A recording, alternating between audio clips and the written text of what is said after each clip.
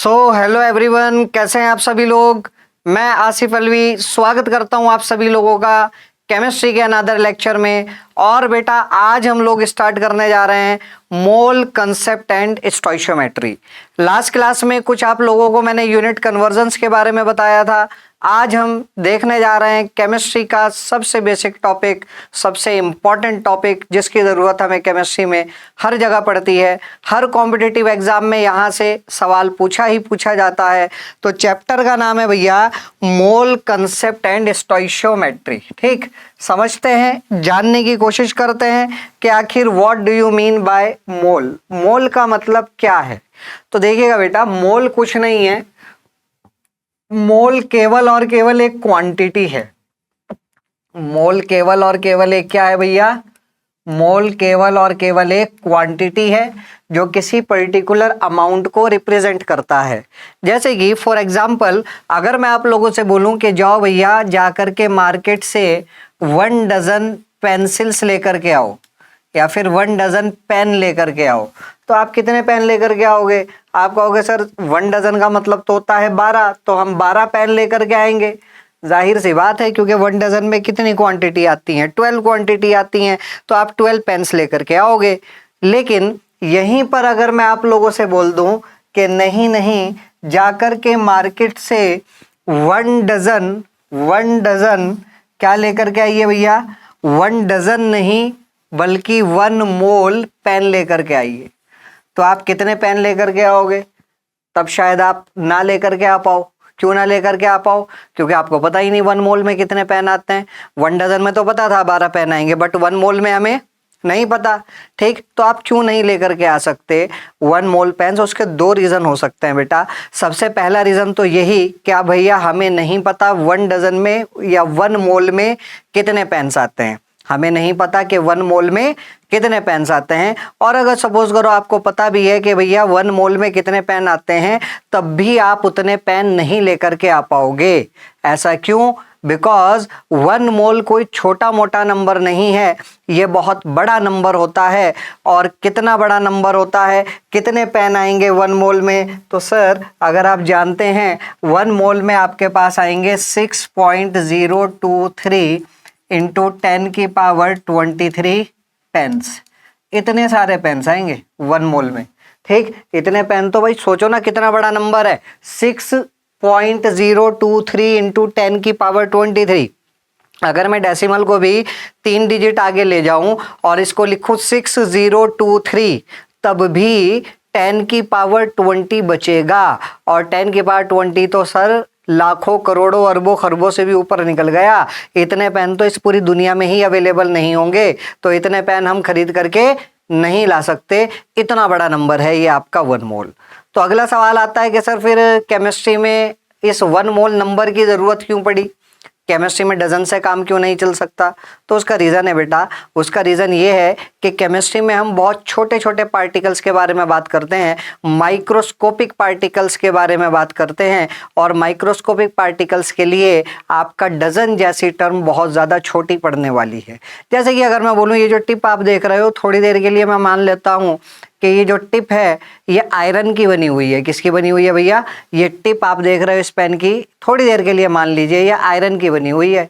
ठीक, तो इसकी बारीक से बारीक टिप भी अगर मैं कट कर दूं और कट करके नीचे फर्श पर गिरा दूं, तो वो इतनी बारीक होगी, इतनी बारीक होगी कि आपको अपनी नेकेड आई से भी नज़र नहीं आने वाली। Even with the help of microscope भी शायद आपको नज़र ना आए। बट अगर मैं पूछूं कि उस बारीक से बारीक आयरन टिप में आयरन के कितने एटम होंगे, क्या 1 एटम होगा, क्या 2 होंगे, क्या 12 होंगे, क्या 24 होंगे, क्या 100 होंगे, 1000 होंगे, लाख, 1.5 लाख होंगे। तो जवाब है सर नहीं। उस बारीक से बारीक आयरन टिप में भी आयरन के लाखों करोड़ों अरबों खरबों एटम्स होंगे, बल्कि उससे भी ज़्यादा होंगे। बिकॉज एटम अपने आप में खुद बहुत छोटा होता है। ठीक है, तो अगर सपोज करो मैं बोलूँ पानी की छोटी से छोटी ड्रॉप, पानी के छोटी से छोटी बूंद में पानी के कितने मॉलिक्यूल्स होंगे, सर उसमें भी लाखों करोड़ों अरबों खरबों मॉलिक्यूल्स होने वाले हैं। इसीलिए यहाँ पर डजन जैसी टर्म से कोई भी काम चलने वाला नहीं है।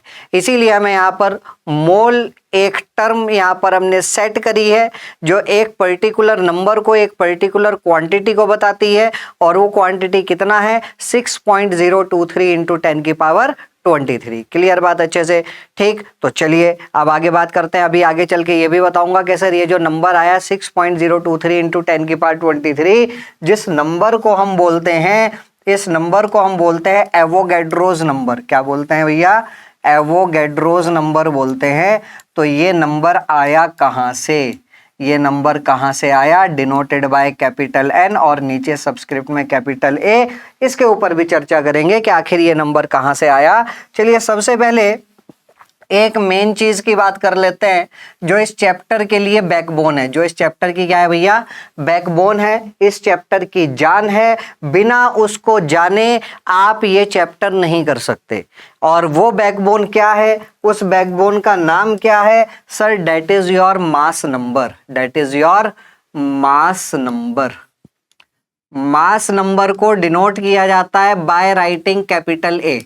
मास नंबर को डिनोट किया जाता है बाय राइटिंग कैपिटल ए। तो सभी एलिमेंट्स के मास नंबर, जिस तरीके से आपको सभी एलिमेंट्स के हाइड्रोजन से लेकर के कैल्शियम तक सभी एलिमेंट्स के एटॉमिक नंबर्स याद हैं, उसी तरीके से आपको मास नंबर भी याद करने हैं। और आगे चल करके डिटेल में बताऊंगा कि सर एटॉमिक नंबर का मतलब क्या होता है और मास नंबर का मतलब क्या होता है। बट फिलहाल मास नंबर याद रखिए। एंड आई होप आप जानते भी होंगे कि मास नंबर क्या होता है सर। मास नंबर किसके बराबर होता है? Number of protons plus number of neutrons के बराबर होता है। ठीक, चलिए देखिएगा। हाइड्रोजन का मास नंबर होता है 1, हीलियम का होता है बेटा 4, लिथियम का होता है 7, बेरिलियम का 9, boron 11, carbon 12, nitrogen 14, oxygen 16, fluorine 19 and neon 20। Neon के बाद आता है sir sodium 23, magnesium 24, aluminium 27, silicon 28, phosphorus 31, sulphur होता है बेटा 32, देन क्लोरीन 35.5, उसके बाद argon 40, then potassium 39 and then calcium. Calcium का भी बेटा मास नंबर 40 ही होता है। कैल्शियम का भी मास नंबर 40 ही होता है। हाँ, ऐसा हो सकता है कि दो एलिमेंट्स के एटॉमिक नंबर अलग अलग है बट मास नंबर सेम है, और ऐसे एलिमेंट्स को आइसोबार्स बोला जाता है। तो बेटा सबसे पहली चीज तो यह है, ये आपको फिंगर टिप्स पर याद होने चाहिए। कैसे याद होने चाहिए? फिंगर टिप्स पर याद होने चाहिए। ठीक, अब कहानी शुरू करते हैं मोल की, मोल कंसेप्ट की। अभी तक तो मैंने बताया ही नहीं मोल कंसेप्ट का आखिर मतलब क्या है। अभी मैंने केवल इतना बताया कि जिस तरीके से 1 डजन 12 आइटम्स को रिप्रेजेंट करता है, उसी तरीके से 1 मोल 6.023 इंटू 10 की पावर 23 को रिप्रेजेंट करता है। क्लियर बात अच्छे से? फिर मैंने ये बताया कि सर इतने बड़े नंबर की जरूरत केमिस्ट्री में क्यों पड़ी? बिकॉज केमिस्ट्री में हम माइक्रोस्कोपिक पार्टिकल्स के बारे में बात करते हैं। डजन जैसी टर्म का तो यहाँ पर कोई भी सिग्निफिकेंस होने वाला नहीं है। तो चलिए अब देखते हैं कि 1 मोल आखिर बोला किसको गया। जिस तरीके से 12 आइटम्स को 1 डजन बोला गया, उसी तरीके से 1 मोल किसको बोला गया, क्या रेफरेंस मानते हुए बोला गया। तो देखिएगा एक दिन क्या हुआ बेटा, साइंटिस्ट लोग एक डिश लेकर के आए। उस डिश को उन्होंने रखा एक वेइंग मशीन के ऊपर, और उन साइंटिस्ट लोगों ने इस पूरी दुनिया में अनाउंसमेंट करवा दिया कि इस दुनिया में जितने भी लोग हैं, हर बंदा एक एक एटम लेकर के आएगा। हर बंदा एक एक एटम लेकर के आएगा। किसका लेकर के आएगा भाई? लोगों ने पूछा किसका एटम लेकर के आना है, तो कहा गया भैया कार्बन का एटम लेकर के आना है। कार्बन का एक एक एटम लेकर के आना है, ला करके इस डिश के अंदर डालना है।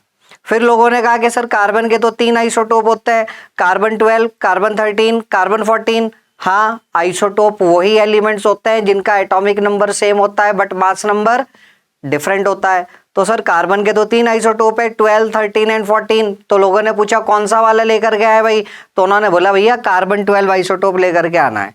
ठीक, अब मुझे बताओ, जैसे ही इस डिश में कार्बन 12 आइसोटोप का सबसे पहला एटम आकर के गिरेगा, क्या इस वेइंग मशीन में कोई रीडिंग आएगी? मान लेते हैं ये डिजिटल वेइंग मशीन है, क्या इस वेइंग मशीन में कोई रीडिंग आएगी? जवाब है सर नहीं, कोई रीडिंग नहीं आने वाली।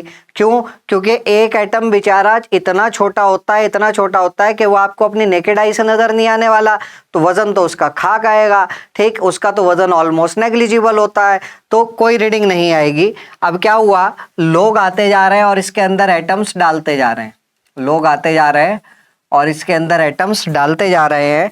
यहाँ पर बगल में एक बंदा खड़ा कर दिया जो नंबर ऑफ एटम्स काउंट कर रहा है कि भैया कितने एटम हो चुके कार्बन 12 आइसोटोप के। अब लोग आते जा रहे हैं और इसमें एटम्स डालते जा रहे हैं, डालते जा रहे हैं, डालते जा रहे हैं। दिन गुजरे, दिन से हफ्ते गुजरे, हफ्तों से महीने गुजरे, महीनों से साल और साल से सदियां गुजरी, तब तक तो ये बंदा खड़ा हुआ मर गया होगा। हाँ भाई मर गया होगा बिल्कुल, लेकिन हाइपोथेटिकल कहानी है, बट कंसेप्ट समझने के लिए सबसे ज़्यादा ज़बरदस्त कहानी है। ठीक, तो दिन गुजरे, दिन से हफ्ते गुजरे, हफ्तों से महीने गुजरे, महीनों से साल और साल से सदियां गुजरी।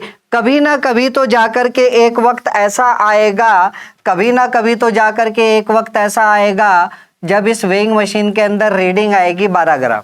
जब इस वेइंग मशीन के अंदर रीडिंग आएगी भैया कितनी, 12 ग्राम। और जैसे ही इस वेइंग मशीन के अंदर रीडिंग आई 12 ग्राम, हमने एटम्स डालने बंद कर दिए और ये जो बंदा खड़ा था यहाँ पर, इससे पूछा भैया कितने एटम हो चुके? इसने बोला 6023 इंटू 10 की पावर 23 एटम्स हो चुके कार्बन 12 आइसोटोप के। और पिछली क्लास में मैंने आप लोगों को बताया था कि किसी भी नंबर को साइंटिफिक नोटेशन में रिप्रेजेंट करने का तरीका क्या है। यहाँ पर डेसिमल कहीं पर नहीं लगा हुआ, तो हम ये मान करके चल रहे हैं कि भैया डेसिमल 3 के बाद लगा है। तो अगर 3 के बाद डेसिमल है तो उसको 3 डिजिट पीछे लेकर के आना है। 3 डिजिट कहाँ लेकर के आना है भैया? 3 डिजिट पीछे लेकर के आना है। अब 3 डिजिट पीछे लेकर के आओगे तो 10 की पावर 3 से मल्टीप्लाई करोगे आप। तो जैसे ही आपने इसकी 10 की पावर 3 से मल्टीप्लाई करी, ये बन जाएगा 10 की पावर 23। इतने एटम प्रेजेंट है 12 ग्राम कार्बन 12 आइसोटोप के अंदर। तो बस इसी को ही उन्होंने रेफरेंस ले लिया और बोला जितने एटम कार्बन 12 आइसोटोप में प्रेजेंट है, जितने एटम कार्बन 12 आइसोटोप में प्रेजेंट है, उसी को ही हम आज से 1 मोल बोलना स्टार्ट करते हैं। उसी को ही हम आज से क्या बोलना स्टार्ट करते हैं? 1 मोल बोलना स्टार्ट करते हैं। इसका मतलब 1 मोल क्या हो गया कि 12 ग्राम कार्बन 12 आइसोटोप के अंदर कार्बन 12 आइसोटोप के कितने एटम्स प्रेजेंट है, उसी को ही 1 मोल बोला जाता है। और अगर मास के रेस्पेक्ट में बात की जाए भैया, तो ये तो नंबर के रेस्पेक्ट में हो गया कि भाई 1 मोल में कितनी क्वांटिटी, 6.023 इंटू 10 की पावर 23। और मास के टर्म्स में अगर बोले तो भैया 1 मोल का कितना मास? 12 ग्राम मास। 1 मोल कार्बन एटम का कितना मास? 12 ग्राम मास। क्लियर हो रही है बात? तभी से इसको 1 मोल बोलना स्टार्ट किया। तो अब 1 मोल का मतलब 6.023 इंटू 10 की पावर 23। ठीक, अगर मुझे सपोज करो सोडियम का 1 मोल चाहिए, तो सोडियम का कितना ग्राम वजन लूं ताकि उसमें सोडियम के 6.023 इंटू 10 की पावर 23 एटम्स आ जाए, उसको सोडियम का 1 मोल बोला जाएगा। कार्बन का कितना ग्राम वजन लूं ताकि उसके अंदर कार्बन के 6.023 इंटू 10 की पावर 23 एटम्स आ जाए, उसको कार्बन का 1 मोल बोला जाएगा। क्लियर हो रही है बात? अब सर हमारे दिमाग में एक बात खटक रही है, और वो क्या बात खटक रही है? सर बात ये खटक रही है कि 12 ग्राम में ही क्यों? 12 ग्राम में इतने एटम्स आए, 12.5 ग्राम ले लेते, थोड़े से ज्यादा आइटम्स आ जाते और उसको 1 मोल बोल देते, या 11 ग्राम या 11.5 ग्राम वजन में जितने एटम आते उसको 1 मोल बोल देते। ये 12 ग्राम को ही क्यों बोला? 12 ग्राम में जितने एटम्स आ रहे हैं उसको ही 1 मोल क्यों बोला? तो उसका जवाब छुपा है बेटा मास नंबर में। आप देखिए यहाँ पर कार्बन का मास नंबर कितना आ रहा है बेटा? 12। इसका मतलब हमें ये पता चला कि किसी एलिमेंट के मास नंबर के बराबर अगर मैं उसका वजन ले लेता हूं ग्राम में तो इसका मतलब मैंने उसका 1 मोल लिया है, मैंने उसके 6.023 इंटू 10 की पावर 23 पार्टिकल्स लिए हैं, तो इसीलिए ये मास नंबर हमारे लिए सबसे ज़्यादा इंपॉर्टेंट है। तो अब बताइए मुझे सोडियम का कितना ग्राम वजन ले ताकि उसमें सोडियम के 6.023 इंटू 10 की पावर 23 एटम्स आ जाए। तो जवाब है सर सोडियम का मास नंबर, देखिए सोडियम का मास नंबर कितना आ रहा है बेटा 23। तो सोडियम का 23 ग्राम वजन ले लीजिए, उसमें सोडियम के 6.023 इंटू 10 की पावर 23 एटम्स आ जाएंगे। क्लियर हो रही है बात अच्छे से? जी सर बहुत बढ़िया। तो 1 मोल को डिफाइन ही इसी तरीके से किया गया कि किसी एलिमेंट का कितना ग्राम वजन लिया जाए ताकि उसके अंदर उतने ही एटम्स आ जाए जितने 12 ग्राम कार्बन 12 आइसोटोप में एटम्स आ रहे हैं। किसी एलिमेंट का कितना ग्राम वजन ले ताकि उसमें उस एलिमेंट के उतने ही एटम्स आ जाए जितने 12 ग्राम कार्बन 12 आइसोटोप में आ रहे हैं, उसी को ही बेटा 1 मोल बोला जाता है। डेफिनेशन देखिए आपके सामने लिखी हुई है, डेफिनेशन आपके सामने लिखी हुई है। 1 mole of any substance is defined as the amount of substance in grams which contains as many particles as there are atoms present in 12 gram of carbon 12 isotope. I hope mole की definition समझ आई होगी, मोल का concept समझ में आया होगा क्या होता है। क्लियर बात? अब सर लेकिन एक बात ये तो अभी भी समझ नहीं आई, ये तो आपने बताया ही नहीं 6.023 कैसे आ गया। अरे भैया ये बंदा थोड़ी जिंदगी भर तक बैठा रहेगा यहाँ पर, और जिंदगी भर सदियों तक बैठना चलो ठीक है, जादू हो गया, कोई बेचारा मरा नहीं, ठीक है, लेकिन इतना पॉसिबल थोड़ी है कि वो एक एक एटम को काउंट करेगा। एक एटम तो इतना छोटा होता है कि वो ऑलमोस्ट नेग्लिजिबल होता है, हम उसको देख भी नहीं सकते। एक एक एटम हर बंदा लेकर के आए ऐसा भी पॉसिबल नहीं है। तो ये तो पूरी कहानी हाइपोथेटिकल है। तो ये तो आपने जो बोला 1 मोल में 6.023 इंटू 10 की पावर 23, ये कहाँ से बोल दिया, कहाँ से निकल के आया? तो चलो उसी को देखते हैं, उसी के ऊपर थोड़ी चर्चा करते हैं। तो साइंटिस्ट लोगों ने सोचा कि भैया 1 मोल में मतलब 12 ग्राम कार्बन 12 आइसोटोप में कितने एटम्स आएंगे वो निकालते हैं। तो देखिएगा जरा यहाँ पीछे मैंने क्या बताया, 12 ग्राम इतना तो कंफर्म है भाई, इतना तो हमें पता है वजन कितना है 12 ग्राम, ठीक है, वेइंग मशीन में रीडिंग दिखा दी 12 ग्राम, ठीक है। अगर मैं ये पता करना चाह रहा हूं इस डिश में कार्बन 12 आइसोटोप के कितने एटम्स प्रेजेंट है, तो कैसे पता करूं? तो सर एक काम करो, सभी एटम्स तो कार्बन के हैं, सभी का मास बराबर होगा, किसी तरीके से करके कोई भी जुगाड़ लगा करके कार्बन 12 आइसोटोप के एक एटम का वजन पता कर लो, ठीक। और 12 ग्राम को कार्बन 12 आइसोटोप के एक एटम के वजन से डिवाइड कर दो तो मुझे पता चल जाएगा इस डिश में कार्बन 12 आइसोटोप के एटम्स कितने हैं, ठीक। तो अब मेरे सामने सबसे बड़ा टास्क क्या है? अब मेरे सामने सबसे बड़ा टास्क ये है भैया कि मैं किसी तरीके से कार्बन 12 आइसोटोप के एक एटम का वजन पता करूं। कैसे पता करूं? क्या दुकानदार को तू ले जा करके के लिए भैया एक एटम का वजन बता दे कितना है? नहीं सर, ऐसा तो कर नहीं सकता, दुकानदार को तो दे नहीं सकता।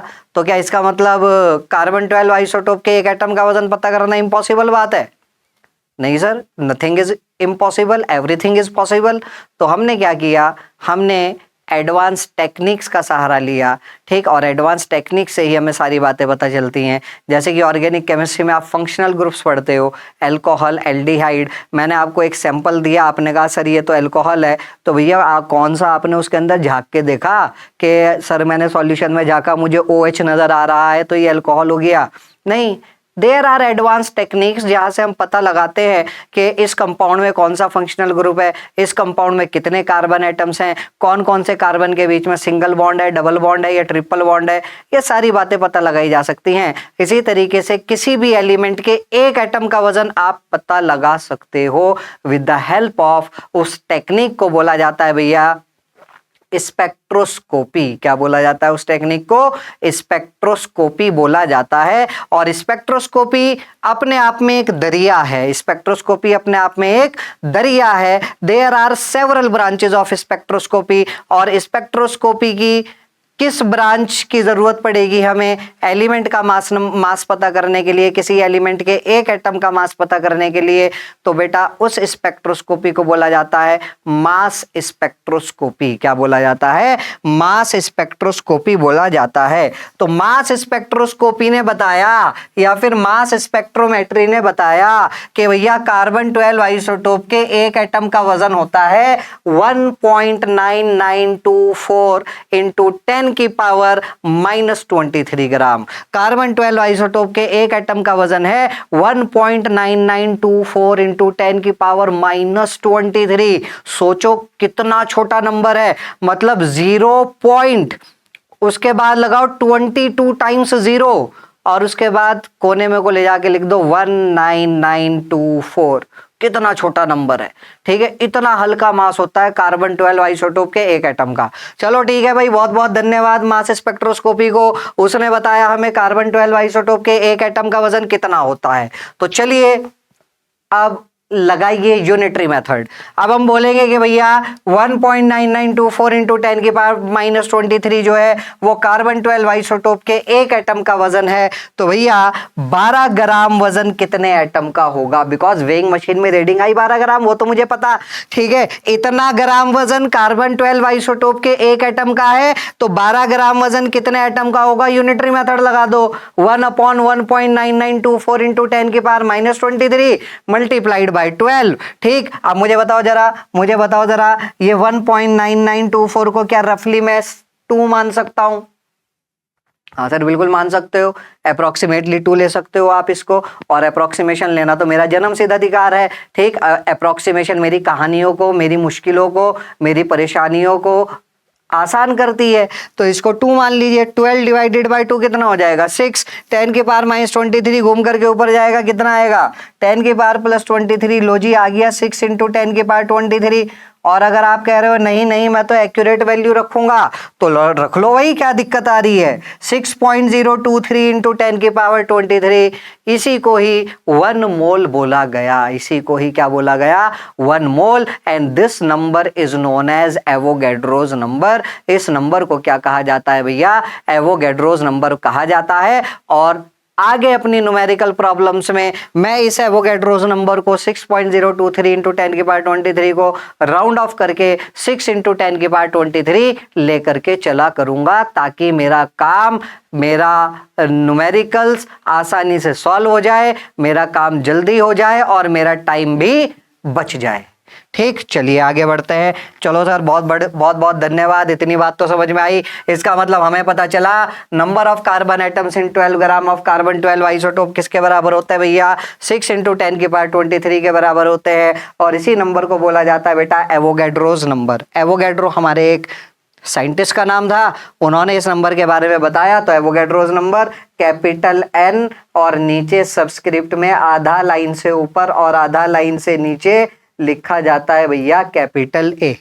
ठीक, यहां देखिएगा, इसका मतलब 1 mole of any substance contains इतने particles and this number is known as Avogadro's number. इस नंबर को बोला जाता है भैया एवोगैड्रोस नंबर। इसका मतलब 1 mole of any substance contains इतने पार्टिकल्स।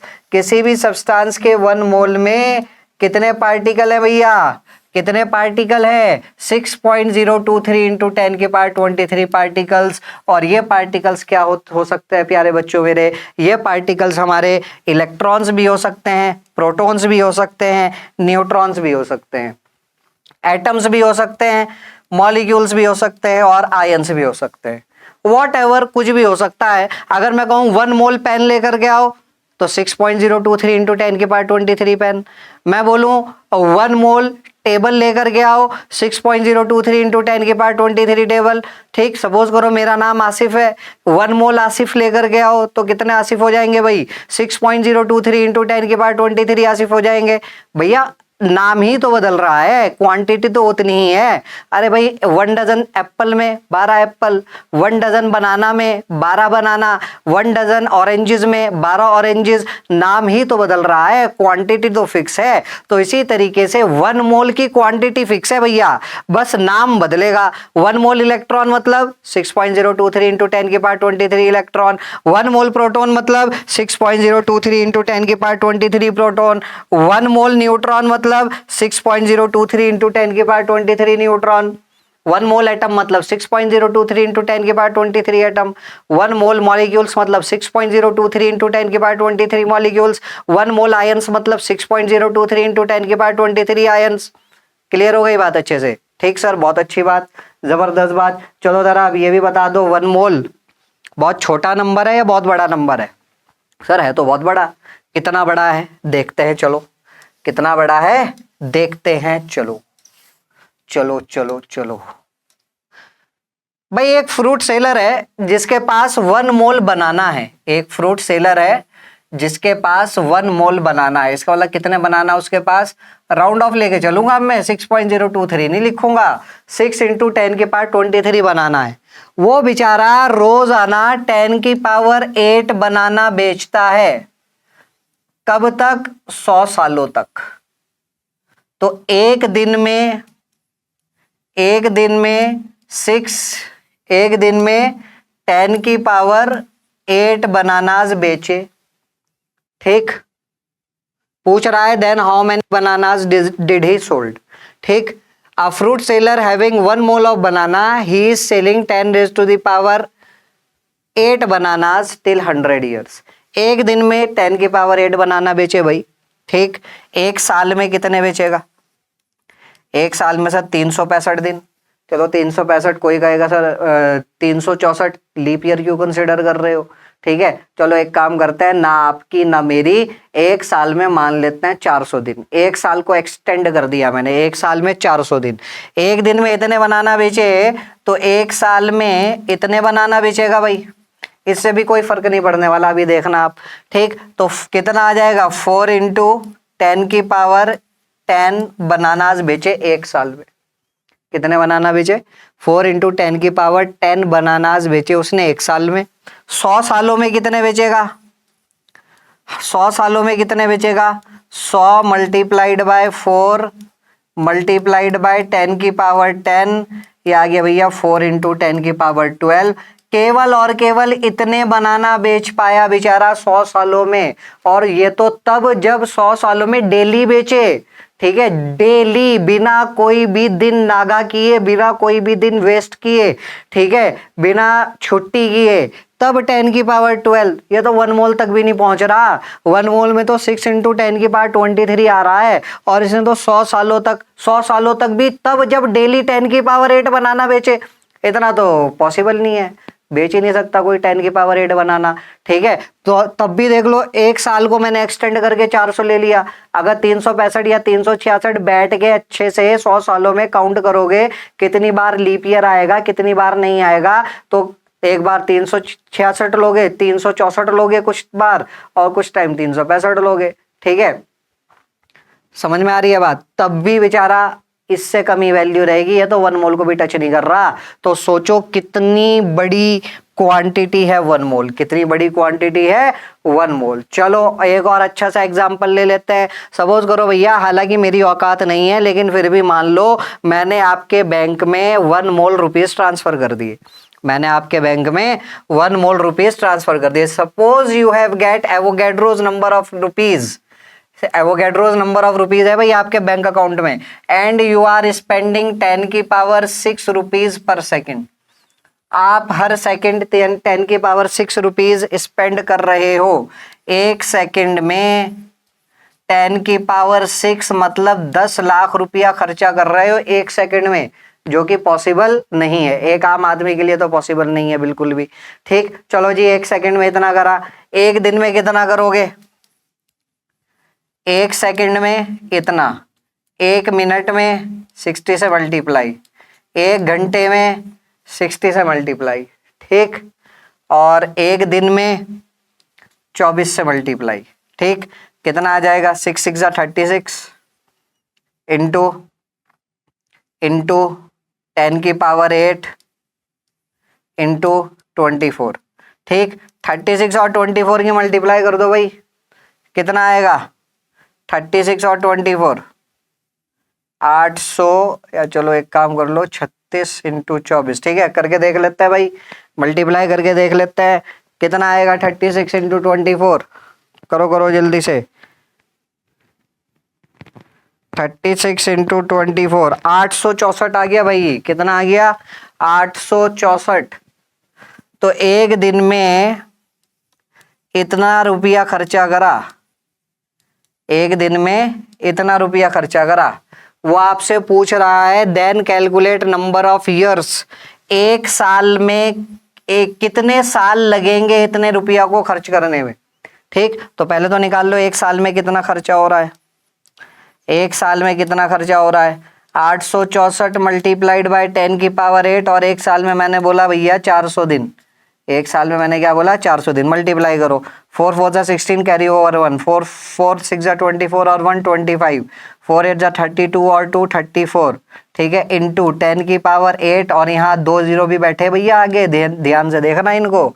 इतना रुपया एक साल में खर्चा करोगे तो एवोगैड्रो नंबर ऑफ रुपीज को खर्च करने में, एवोगैड्रोज नंबर ऑफ रुपीज को खर्च करने में कितने साल लगेंगे? एवोगैड्रोज नंबर ऑफ रुपीज आपके पास है 6 इंटू 10⁻23। डिवाइड कर दीजिए, एक साल में कितना खर्चा करा? 3 4 5 6 इंटू 10⁻10। अब सर इसको कैसे सॉल्व करें? ये तो मुसीबत वाली बात हो गई। अब भैया मुसीबत वाली बात हो गई, उस मुसीबत को ही तो हल करने के लिए मैं आपके सामने खड़ा हूं। ठीक, चिंता नहीं करनी किसी भी बात की। 3 4 5 6। ठीक, अगर आपको अपने कोई भी नंबर, कोई भी कैलकुलेशन आसान करनी हो, उसका सबसे आसान तरीका, सबसे बढ़िया तरीका, सबसे बेहतरीन तरीका क्या है कि भैया उसको साइंटिफिक नोटेशन में लिख दो। कैसे लिख दो? साइंटिफिक नोटेशन में। बोलो साइंटिफिक नोटेशन में क्या लिखोगे? 3.456। अरे इसीलिए तो पढ़ाया था पिछली क्लास में साइंटिफिक नोटेशन।